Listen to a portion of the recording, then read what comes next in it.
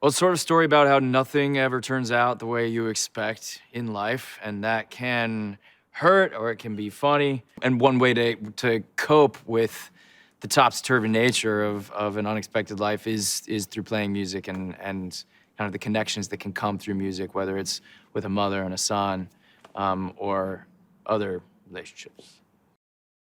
Flora is a hot mess. That's how I would describe her. I think she's someone with a really good heart, but whose life has gone ways that she just didn't expect, and is taking a look around and being like, is that all there is? And that's something that I think any human being can relate to. Anybody who's not a kid anymore, like I'm not a kid anymore, and she's a mom, and she's, I think, again, underneath it all, a really good mom, but has struggled with relationship with her son, and is just looking for a way to kind of unlock all that warmth and love that really is inside her. And this is a movie about her finding a way to do that through playing the guitar. Well, when I read the script, the songs aren't in the script because they're still writing them. And if it were just anybody that had written this script, I would have been like, yeah, okay, let's see you pull that off. But because it was John Carney who made Once and who made Sing Street, and his musical partner Gary who wrote all those Sing Street songs, when I heard that, I was like, okay, even though these songs aren't written yet, I'm willing to get on board. I believe these are gonna be good. And it's been a real honor to be part of the process, figuring out the music of this movie and watching these songs come together and hearing them. And it's really been a special thing for me. It's not all my jobs that I get to do music like this. And there is something undeniably magical about music. It's just different than straight drama or comedy. Eve is just a delight. The thing about her is she is brutally honest, which is perfect because her character is that way too. But you just don't ever see a dishonest moment in her performance. She just won't do it.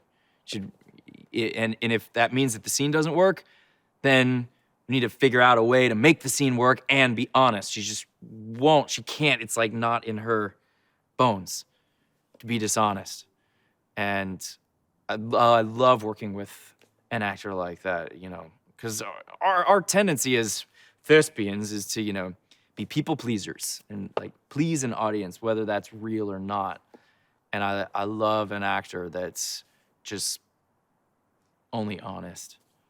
And it makes it really easy to act with her because she's just being so true that you can just fall into the truth kind of together with her. As this Flora character and my character are sort of falling for each other over these Zoom guitar lessons, John wanted to let the audience feel what it's feeling like. And in order to do that, in a movie, you gotta have the characters there together. And so he worked up this motif, this magical cinematic device by which Jeff and Flora can share space and feel those feelings, and the audience can kind of get that chemistry that probably wouldn't happen otherwise if it was just two people in separate rooms. And we've all had that experience, whether it's on Zoom or on the phone or even, writing letters to a pen pal, where through communication, through conversation, even if it's remote, you feel someone close to you. So this movie manages to visualize that feeling. Doing these scenes that are set on Zoom, because Flora is having these guitar lessons over Zoom, there's a technical challenge. How are you gonna shoot that with one character in Dublin and the other character in Los Angeles? And so there's been two sets created, and the two sets are actually right next to each other. And there's one camera crew on this set and one camera crew on the other set. and I've got a little in-ear device so I can hear what Eve's saying, and she's got an in-ear device so she can hear what I'm saying. And it's sort of like having a real Zoom call, except cameras are a lot nicer. I remember seeing it, and I've always been a fan of musicals. I grew up liking musicals, but only some of them. I actually dislike most musicals because they can be cheesy.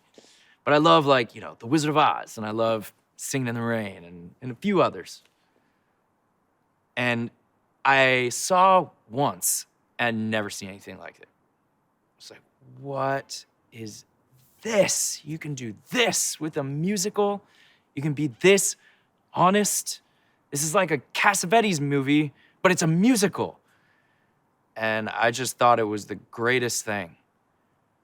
And I've always wanted to work with him since. I remember when Sing Street came out.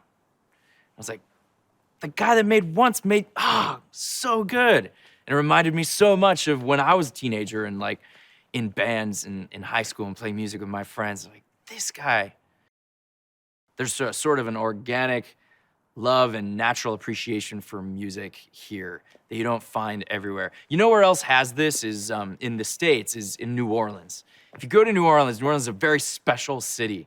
And the music there just goes really, really deep in the culture. And there's just a natural, everyone's just musical. And everyone's, kind of knows a song or can pick up an instrument. And I'm obviously generalizing, but I love a town like that. It's not really a surprise that, to me, one of the great musical filmmakers of our time, John Carney, is an Irishman.